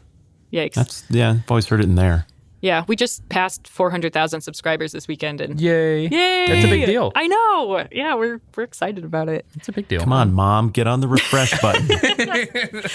But yeah, I mean, I'm grateful that what we do isn't its success is not judged by the number of views that it receives. That's really important to us. What is success on YouTube? Well, it's not even success on YouTube. It's success within the field of natural history. That's really what it comes down to for us. If YouTube imploded tomorrow and I had to do something else, I'd be okay. I'd find some other way to talk about this stuff, and it might just be getting on a soapbox on the Field Museum's North Steps every day with a megaphone and shouting to the world, but I'd find some way to continue doing the work that I'm doing. So it's really when we can work with a curator to have the Brain Scoop incorporated into a National Science Foundation grant so that we can help the outreach of the curator. And so it's one less thing for them to worry about, but they get money for their research. That's awesome. Or when I can go to another museum and I can work with their communication staff to help them in, almost a consultation, help them boost the way that they're reaching their audiences. That's awesome. Sometimes it's receiving hand-drawn pictures from kids, or a letter from someone's mom that says, my daughter had no interest in science, and ever since we started watching the Brain Scoop, now all she wants to do is talk about bugs.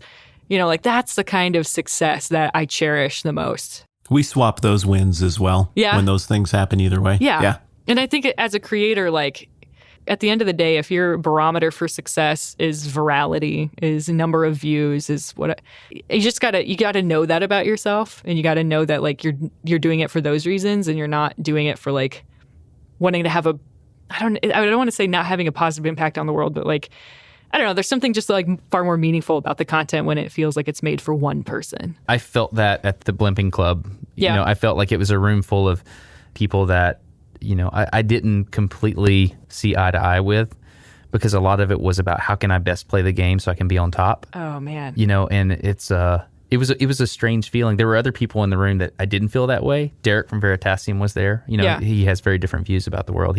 He's not after supreme success like that. He wants to change the way people think as well. So I don't know. What's success on YouTube for you, Matt?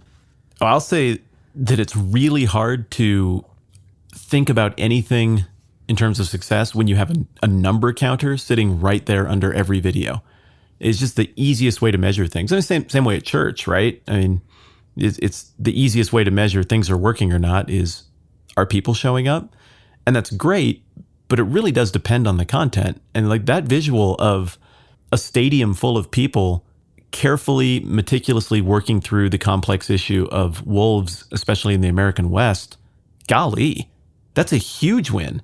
But if I'm to be honest, when I heard you say 25,000, I was like, oh, bummer, that's not great. Right. But it is great. I mean, right. It's great because no one was making that video, and then you made that video, and I guarantee you people I know have watched that video in Lander, Wyoming. Awesome. I guarantee you some dude that I could go out and get a picture of his vehicle right now with a bumper sticker that says, wolves smoke a pack a day. He probably is familiar with that video. He probably, rolled his eyes and called you a liberal commie or something. Yeah. And we tried to really like have a balanced viewpoint, in that video. Yeah. Like, I'm not taking a side either way. I just want people to understand the science behind it. I'm just now realizing that wasn't a joke. Like, people say smoke a pack a day, meaning kill a pack of wolves a day. That's what you're saying? Yeah. Oh. Yeah. I got to watch this video. I mean, they're grumpy. They're grumpy about how much further into the backcountry they have to hike to get elk.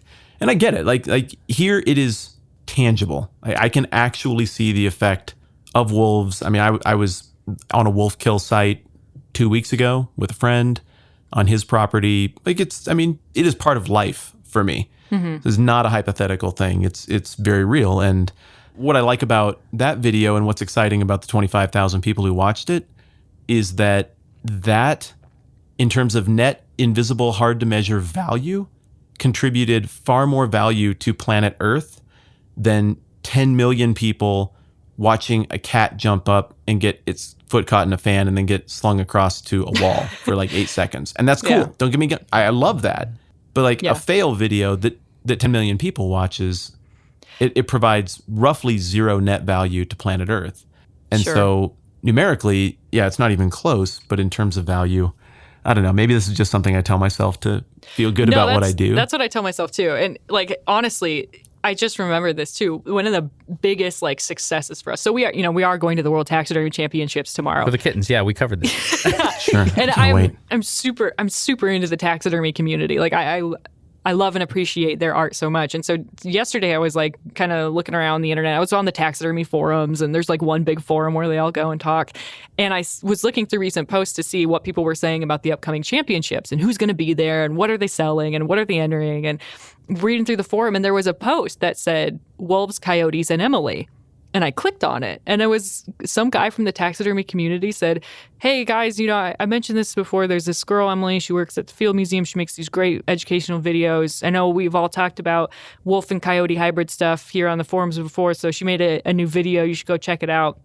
It's really good. Also, Jerry, the fish carver from St. Louis, told me that she's going to be at the World Taxidermy Championships. So if you see her, go say hi. I'm going to give you a physical fist bump for that. Yeah. That is great. I read that and my heart just swelled. And I ran into Shariar's office, our editor, and I was like, Shariar, the taxidermy community is excited about us. That's really good. And it was so rewarding. You going to look that person up? Oh yeah. If they're going to be there, I'm just really looking forward to meeting all these artists. I'm fangirling about the taxidermy community. So the feel that it's reciprocated in some way like that is actually something that I told my boss. Yeah. Yeah. Yeah. That's a success metric I'll take to my supervisor. Yeah. And be hey, we're doing something that this group, this community cares about and appreciates. And honestly, a really tough community. Taxidermy communities, they're very into their craft, and they're very... Are they gruff? Yeah, I think they can be. I would imagine someone that wants to just hang out and make model kittens all day is going to be a gruff person. And I think maybe that's just my bias or preconceived, notion of what this community is actually like, because I haven't actually hung out at a World Taxidermy Championship competition. I'm just, I grew up in South Dakota, so I can kind of make a one-to-one about the character. But anyway, it was just nice to feel appreciated. That's good. The business next door here at church is a taxidermy joint. Of course. That paints a picture of where I live a little bit. Literally awesome. Almost everyone except me has something dead on the wall of their home that they killed either with a gun or a shovel or a rake or their bare hands. I don't even know how people do it. But everybody here has got some amazing story of how they murdered an animal or fended off a grizzly bear or something. It's pretty cool. You're in Lander? I am, yeah. Okay. Yeah, I get that. I'm going to go for the first time during the Eclipse this year. Really? I'm going to get to go see Lander. I'm excited about it. I've not been to Lander, but I know people from Lander. Oh, yeah? Yeah. It's a fun time. Kind of weird like Matt? That's hurtful. Yeah. Yep, they're all weird like Matt. Yeah. I can work with that. Hey, it's me, Matt, from this podcast. I wanted to interrupt for a minute to give you an update on a couple of things. Last week I was in Italy with a few of my friends, had a chance to hang around there and look at cool stuff. And some of our listeners from Italy caught wind of that, and we did this Rome meetup that we mentioned an episode back or whatever. It was a blast. 7 people total showed up, 4 from my side, 3 from Rome or Greater Rome. And we had such a fun conversation. We talked about silly little goofy things. We talked about life plans. We talked about our side of the world. We talked about the Italian side of the world. And we even talked about like belief and lack thereof and big questions about the big stuff. And it was pleasant and smart and insightful, and it stretched me, and it was really, really fun.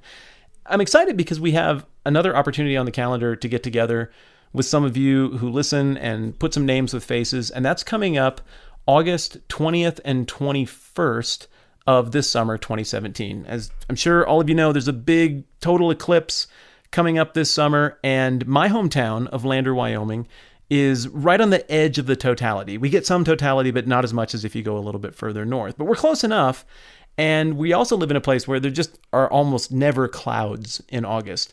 So we're very, very, very likely to get a great look at this eclipse event, and Destin and I thought it would be fun, as we've mentioned over the last couple of episodes, to invite some people to come and hang out. So as this episode is being released, we're also flipping live a URL, nodumbquestions.fm/eclipse, where you can go to grab tickets to attend this event. Here's what the event's going to be. On Sunday, August 20th, people will be able to show up and grab a campsite, assuming they bought tickets in advance, or an RV site, assuming they bought tickets in advance. And then after we get camp set up and everything, 5:30, 6-ish, we're going to do a cookout, hot dogs, hamburgers, whatever. We'll try to have something if you don't like meat. I don't know. I can't necessarily promise that. I'm kind of a meat fan. It is Wyoming. You can pack some salad or something if you need to. I don't know exactly how the food is going to be, but it's going to be happy and fun and jovial, and we're going to have a good time. And then as soon as we're done with the food thing, we are going to do a live episode of the podcast and get some feedback and have some questions and talk especially Eclipse stuff. So we'll do that. We'll hang around for a while afterwards, and hopefully it'll just be a fun night for everybody with great weather.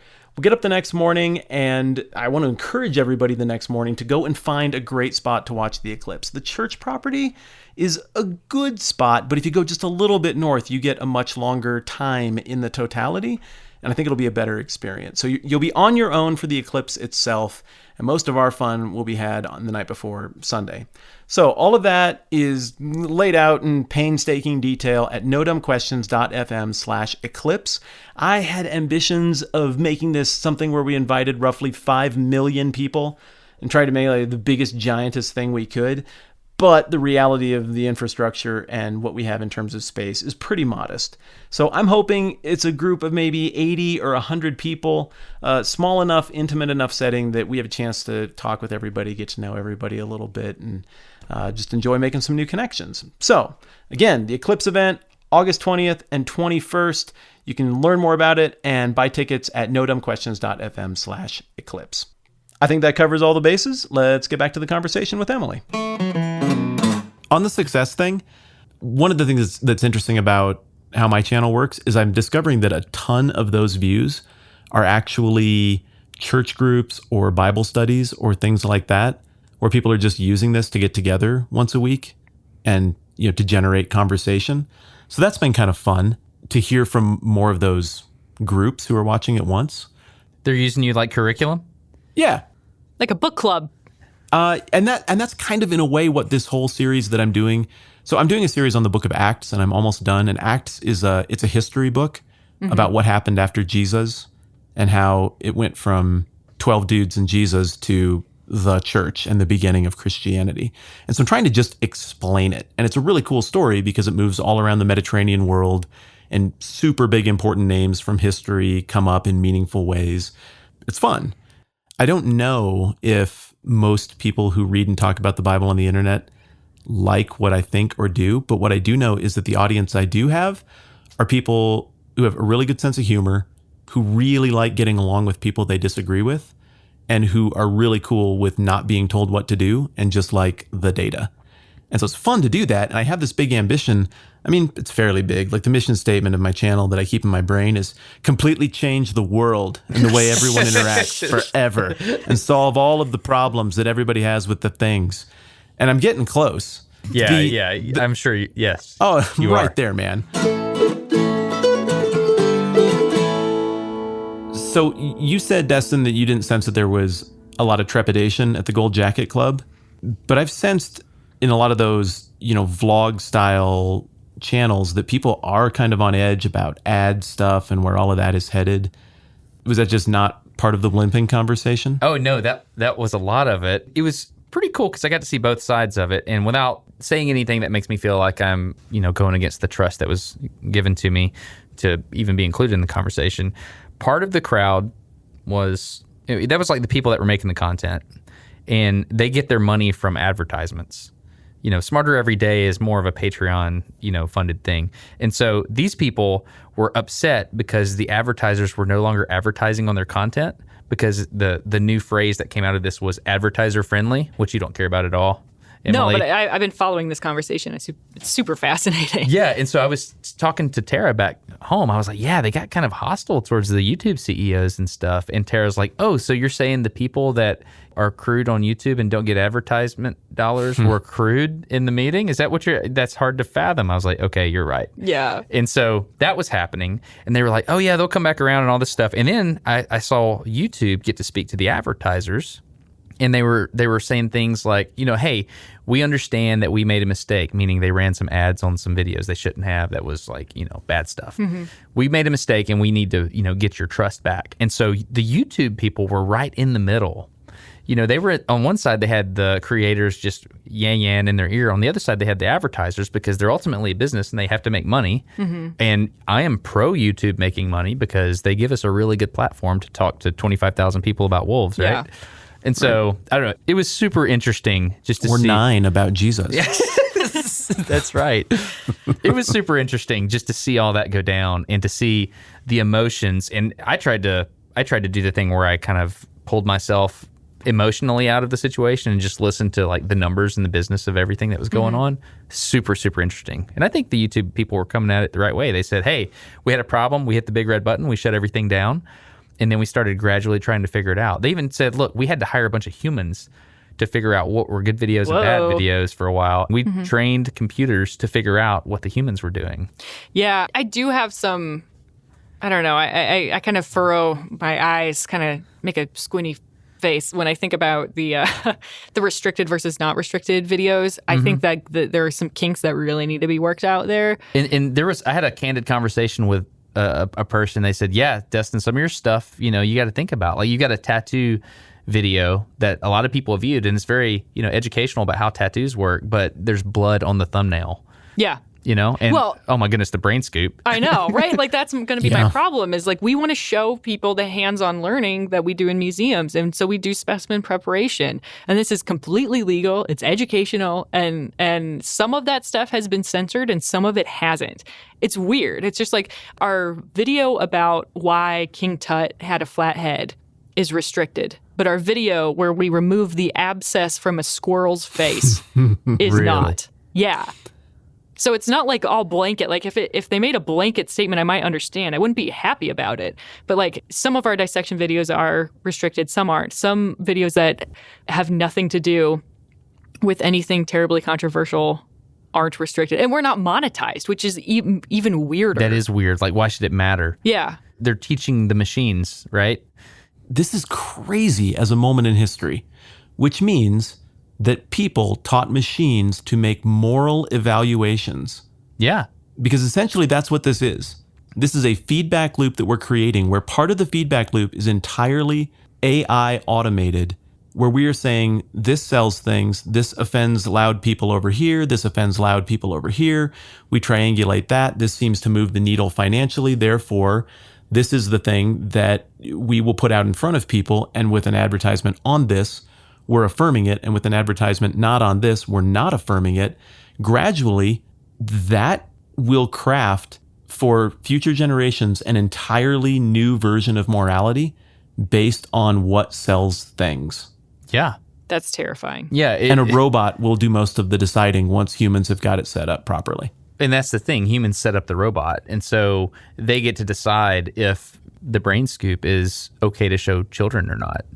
Like, when do I get to make my case, Like, because I wasn't invited to the fancy monocle party. Like, I'm never invited to those things. I make YouTube no money, so I'm invisible to YouTube until they need to be like, we have women scientists on YouTube. And then they like kind of... They parade you in front of Yeah, then they parade me in front of people. That's kind of... I've observed from afar you experiencing that a lot. Yeah. Well, to make you feel better about that, having been in the room at the monocle blimp party, the people that were in the room wearing the monocles, they didn't feel heard either, or they didn't feel like they had an opportunity to make their case. It was a bunch of people trying to explain machines, and we're trying to teach the machines as fast as we can. We really promise, and I believe them. Yeah. And so there were people in the room that, from my perspective and your perspective, they're gigantic content creators, and they were waving their arms, Feeling like they weren't being heard. They were. And so it wasn't, because I think there is the perception that, oh, well, if I was big, they would care. It was pretty much across the board. Huh. But, See, and for me, it's more the perception if I thought the approved thoughts, they would care. Yeah. And I feel like 20 years ago, the skids were greased for bad fundamentalist Christian ideas to just have everything work out in their favor, because there was still a generation alive who liked a lot of bad fundamentalist Christian ideas. And voted that way. And now I feel like the skids are greased for maybe some also questionable fundamentalist opposite of Christian ideas, like statist ideas. Everyone likes the state. And so there are certain things that you can say in this new morality that we don't really engage with critically. Like, you can't think about that or talk about it. It's off limits, like fundamentalist Christian stuff was off limits to debate or discuss 20 or 30 years ago. And bad came out of that. And I think bad will come out of this. Even if I agree with a moral stance that society happens to hold, if we arrive at it through these means, I think it ends ugly. That kind of you can't talk about this orthodoxy is the opposite of thought, and people get run over when you do that, whether it's the state that's in charge or religious people in charge or a corporation in charge. People are going to get steamrolled, and it's not a good way to arrive at how we ought to treat each other. I think, having been in the room, it was clear to me that they were like, hey, you've got a voice, and we're doing our best to make sure that your voice is heard, as long as you're not actively slaughtering kittens and turning them into mounts. Right. It's something that's obviously offensive. Because what they're thinking about is the business side. Well, I don't think it's that either. I mean, I think Google has a political agenda, and I don't think it's all evil. Like, that was when I they also don't think it's all evil. Yeah. No, I definitely don't think it's all evil. And so, and by evil, I say, make money. That's kind of what I'm implying there. Which I don't think is evil. Yeah, I don't either. So, I don't know. I was comforted having been in the room. And to me, it was just a very, very challenging engineering problem, a software engineering problem. I love how that's how you look at it. Like, you can actually appreciate some of the finer intricacies of how to fix that machine of a problem. Yeah. Whereas most people are probably just like, I want my ad revenue. Well, Matt hit it on the head. I'm like, the world is ending because we're ruining morality with robots. Yeah, it was, right, Mom? I don't know. It was interesting, and I think you weren't far off about talking about the problem when you said there was a feedback loop. I think you weren't far off there. And so I think the right answer is just chill and give them some time. Yeah. Because humans are slow compared to the code they can make. Oh, yeah. And what are we talking about here? I mean, like, this timeline for us, if you're a daily creator or a weekly creator, of course you're going to have a different expectation for how long something should take, right? Totally different. And so then when I say I've been making videos for YouTube for 4.5 years, like, let's be real. In the scheme of things, how long did it take us to get to the point where now we were just on a rocket? Like, now we just blast it off. And people are making content at such a high frequency, and then they also expect that the material that we're working with is also going to adapt as quickly as we did to the platform we're using. That's another thing we talked about in the Monocle Club. The fact that this rocket ship, everybody can throw content up quickly now, and it doesn't really suck. It's all pretty decent content. So one thing that was brought up that I thought was genius was, think about something you were a fan of, like anything, any like TV show or whatever you were a fan of. You might still call yourself a fan of it, but you might not watch it again as well. Like, one guy that was there, Bernie Burns, he does a Rooster Teeth podcast, and he does like all kinds of different pieces of content. He said, I really like South Park, and I would call myself a fan of South Park, but I probably haven't sat down and watched an episode in a couple of years. So the thing is, if we're experiencing that now, Smarter Every Day has been making stuff since 2011. Do people still really like it? They're just like, oh yeah, you're that guy, and but are they actually watching it? Right. That was an interesting Monocle Club conversation. Yeah. Because, I don't know, is there anything that you used to like that you still like, but you maybe don't watch it? Oh, definitely. Yeah. Totally. Like the only reason I'm now not that they're making new content anymore, but like, man, I'm rewatching the heck out of the Golden Girls because I saw that on your Snapchat. They put that on Hulu. Yeah. You got to follow Yeah. Emily on Snapchat. Oh. So yesterday she snaps, like, I arrive in Chicago. I was like, okay, I want to check in with Emily, see what she's doing. I hear there's a Cubs game and a concert, and I look on there, and it's just like, this is the best moment in Golden Girls history. And it was when they were consoling the baby that was crying. Yeah. And I totally agree with you. It was a very good moment. Yep. Yeah, one of the best. Like, iconic. You watched Golden Girls, Yes. Destin? Yes, I did. Why do you say Why? that, like, so judgy? Is it because you're a fundamentalist hater? Is that what's going on now? One, obviously, yes. And two, I'm setting it up for a joke because that was the only thing I could get on my Rabbit Ears TV as a kid in Really? the afternoon after cartoons. So I'd go Transformers, G.I. Joe, Golden Girls. And I watched every single one. Oh, yeah. I was so confused at their conversations about female anatomy. I had no clue. I didn't love get it. it. I just knew that. No. Oh, that's snark. That must be funny. Yeah. But now you watch it now. I bet it's totally different watching as an Oh, adult. totally. Hey, I have a question. Speaking of Golden Girls, do you ever feel like you kind of get tired of being a Golden Girl on YouTube or whatever, being held up as this, oh, we have female science communicators. It's Emily. Emily, please stand here in this podium and tell everybody why it's important to be a female science communicator. Absolutely. Yeah. And I just actually talked about this in a article that was published in The Scientist, is that I think that's where my frustration really is when it comes to like being seen as a female science communicator on YouTube versus just being a science communicator on YouTube. People always want to attach my gender identity I get to very it. frustrated about that for you. Yeah. Well, thanks. Because it sucks, honestly. Because it's like, I won a big professional development award I was nominated for it, and I was chosen by the board of directors for the American Alliance of Museums. Like, Congratulations. Thank you. It was kidding. It was a really big deal. And nobody like wanted to talk to me about it. It's like no newspaper reached out to me to talk to me about it. Like nobody wanted an interview to hear about like this great award that I was selected for. And like then the scientists reached out and they're like, so what's it like being a woman on YouTube? And I told them that in that article. I was like, you know what? I get asked to talk about my gender more than you actually talk to me about the content or the nature of my work. And it bothers me. Yeah, it should. And so it's kind of at the point where it's like diversity in science and the way that women are treated online are absolutely things that need to be talked about, and more people need to be talking about them. I'm just kind of wondering if I'm at the point where, like, if I keep talking about it, then that's what people will know me for. And I want them to know me for my work. I walked into a room one time at the Perimeter Institute, and it was one of the first times we had all met to talk about science communication. Henry from Minute Physics set that up, right? Awesome. And I walked in the room, and I was setting up a camera, a high-speed camera to do something, and they were talking about female science communicators. And I just listened and listened, and finally I said, I just like what you guys do. I just like the science work you do. Why do you have to acknowledge that you're female? I think I said something wrong when I said that, but is that an okay thing to think? Well, or did I say it wrong? Because you got to put yourself from their perspective. Okay. Like, women are treated so very differently than men online. No doubt, 100%, especially online.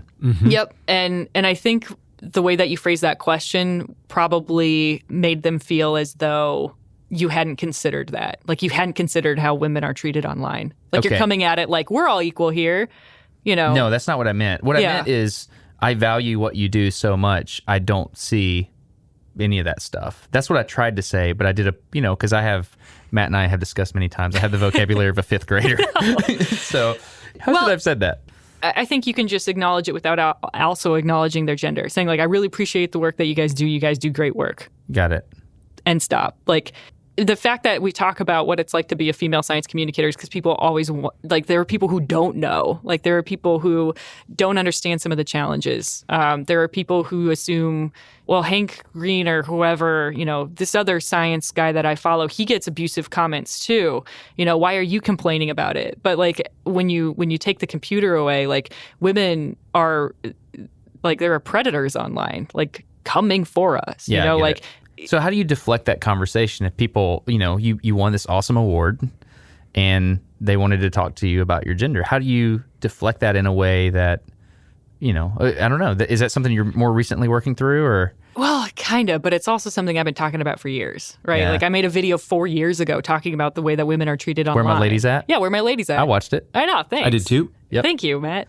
And so people still want me to talk about that. And for a while, I'd get really mad. I'd be like, you know what? I address this with my audience, and my audience treats me completely differently now. Like they will call people out. Like I educated some people about a problem, and they took appropriate action.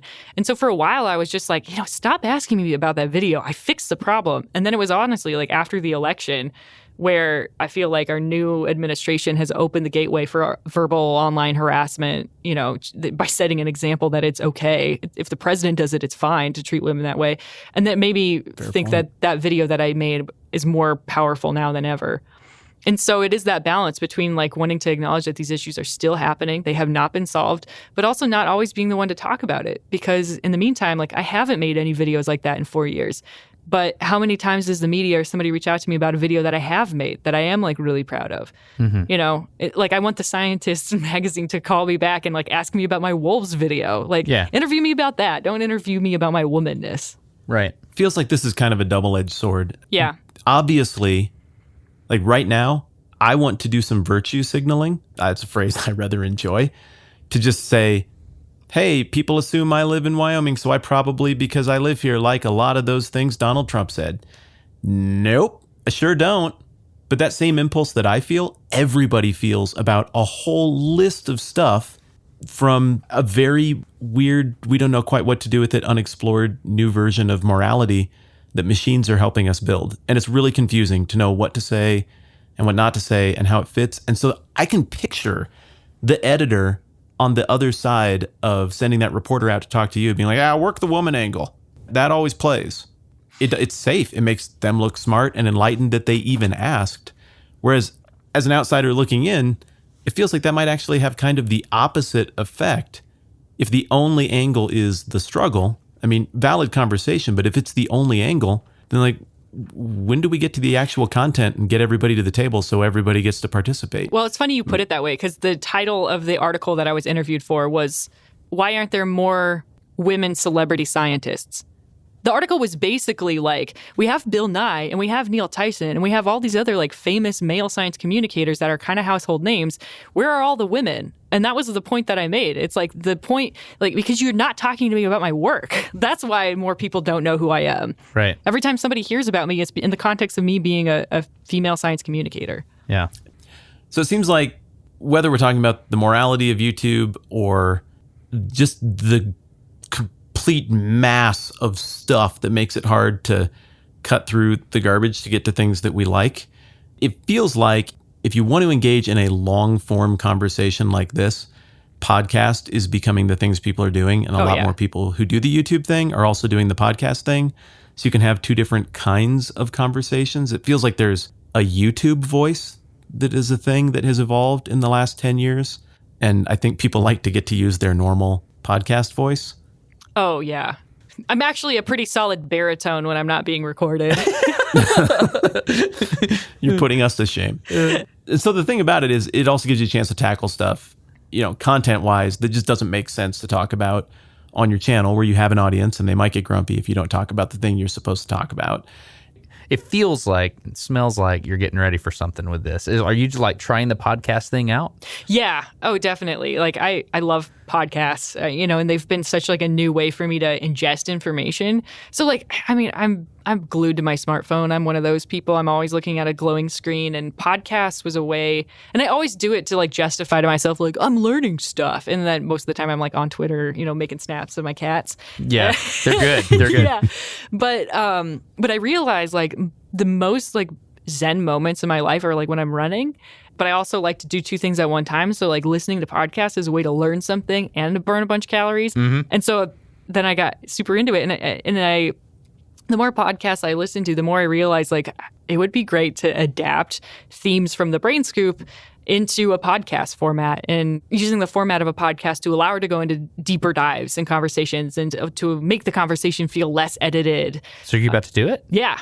So what are you doing? The goal is that it has like 3 different kind of podcasts that will be part of it. One is You've Got a Cool Job, where we interview people around the museum about their cool jobs, so that they can be like people who work in exhibits or like our legal department, like Seriously, our lawyers have fascinating jobs. They've got to figure out how to like transport endangered species across the border. And like, what do we do when Fish and Wildlife wants to give us a bunch of specimens that were confiscated from somebody who illegally tried to bring them to the O'Hare airport? You know, like they have really cool stories like that. So you're going to have lawyer adventure stories? Yeah, why not? I'm sold. Yeah. Sign me up. So they can be scientists for that segment. Pretty much anybody who has a cool job, talking to them about their cool job. Because a lot of our viewers on Brain Scoop and a lot of, I think, listeners are like interested in how to work in museums and what the different roles are if they're not a scientist. One of the segments is I've made a huge mistake, where we're just gonna like interview people about like a discovery that they were making or an expedition that they were on where they seriously messed up, and so how they saved the day and the data. That's good. Yeah, because like nobody talks about failure, and I think that's really problematic, especially in science. Like science is mostly failure. That's going to be good. I'm gonna listen to that. And then the other one is that's pretty neat, where it just is like it lets us talk like about a nature walk. Yeah, That's like exactly a nature where walk. my brain That's went. pretty neat. Yeah, but it's just like something that makes us go like, oh, that's pretty neat. Like a new publication or like a new research paper that comes out, or learning about a new educational initiative, or just like talking about like themes in nature, like getting somebody on the podcast who could talk about like the monarch butterfly migration. I have a question though. Yeah. So are you going to package this up under the Field Museum umbrella? Because if I'm to be honest, the reason I really enjoy the Brain Scoop and what you do is you and your personality, right? Thanks. I'm glad you so People enthusiastically agree with that, Emily. No, it was you didn't see it. She did the weird head thing. Like, I don't know how to take this compliment. That's what she just did. Okay. No, that makes it work. I was the only one that got to see that. But you know, that's what I like, is the connection with you. So is this going to be under the Field Museum umbrella, or is this going to be your thing? Is this the Emily Graslie? Oh, I'll be interviewing everybody. Yeah. So is it your project? Like you own it? No, because we're producing it like at the Field Museum and with Field, Okay. but we'll take it to other places too. Like podcasts, as you can see here, are super transportable. So we'll be able to interview people all over for it too. But I'll be the host. Okay. It's going to be good, isn't it? I'm excited. When are you I think launching it's it? going to be fantastic. We gotta like get all the other legal work figured out, but we'll start posting them in a couple weeks, I think. What's the first episode going to be about? Do you know? I got to get her on the show, but one of our PR managers, her name is Kate. She's awesome. She's a great science writer. She has a hilarious story about how she became really big on Japanese national television. Like physically large? Because I have a shirt that says I'm huge in Japan. Alphaville has a song that says that. It was a segment that she had to like film with them like last second, I guess, like because she works in PR. Like I guess the like Japanese cable network show showed up at the museum and wanted to interview somebody about dinosaurs, and all of our paleontologists were out in the field. And so she did the interview, and apparently like she was like making dinosaur noises, and like then they published it on like national television. And like one of our fossil preparators, Akiko, she's Japanese, and her parents saw it. And then when her parents visited the Field Museum, they're like, "Oh, can we meet Kate?" And then they showed her the clip, and it was like a really big deal. That's huge. The way she tells the story is absolutely hilarious. And it's awesome podcast fodder. Yeah. Yeah. It's really good. So yeah, I'm super excited. I think when you're interviewing people, if you're doing it on video, they're always going to be kind of aware of the camera and aware of the people around the camera. But podcast, just you can relax. You can get to the good place. Yeah. It takes a bit, but you can get there. Yeah. Yeah. Well, I know you guys' time is kind of winding down here. Destin, you have a thing. Emily, I'm sure you have 1890s casts to unwrap. Yep. This is important. I want to know what the other 83% of things on Earth were. But it's fun to talk with other people who are trying to crack the same nut that I am out here on my little island in Wyoming. It's an interesting thing to turn on record and try to make sense to just the whole world. Anybody who has internet. Yeah, when I first got into this, I just didn't understand how much there would be in terms of dynamics. And it's really fun to pull back the curtain on that a little bit, especially from the position of something as cool as the Field Museum. Yeah. That's cool. And to be clear, Katy Perry and Will Smith were at your gold jacket monocle blimping party? They were. Will Smith walks in. Did they blimp? They didn't blimp. Will Smith walks in and starts talking about just his whole career, which was really neat and interesting. Wow. And then we Did he say woo or haha?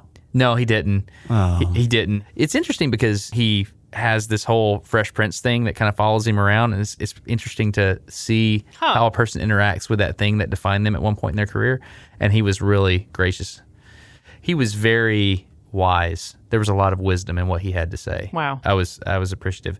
But yeah, we accidentally showed up at a concert, and they're like, "Oh yeah, and then here's a concert," and it was Katy Perry. Wow. We were like, "What?" I never thought I would. What? I'm at a Katy Perry concert. Let's do this. Did she bring the dancing Super Bowl sharks? No, she didn't. I am a big Left Shark fan, but she did have like umbrellas that would spin around and stuff. It was pretty cool. It was a great production. I enjoyed it for what it was. Yeah, it looked like fun. It was good. So we're on the home stretch here, Emily. Normally we have housekeeping stuff and some other fun little details that we throw out, but I want to let you housekeep a little bit first.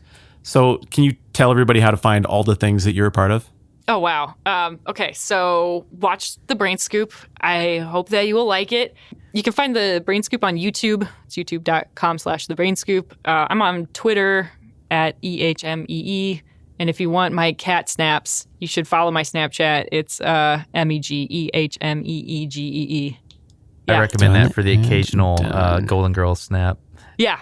Yeah. It may have been a one-time thing, but it was really No, endearing. it's not. It's mostly Golden Girls and cats.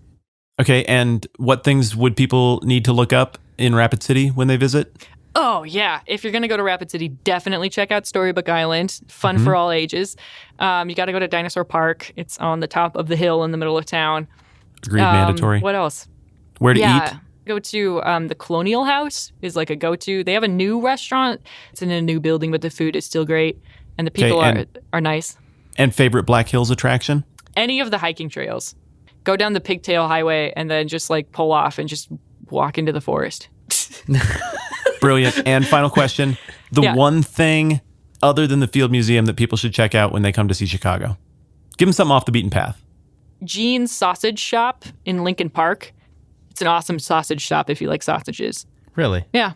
I've never been to a sausage shop, but it's awesome. It's a sausage shop. It's like a German grocery store.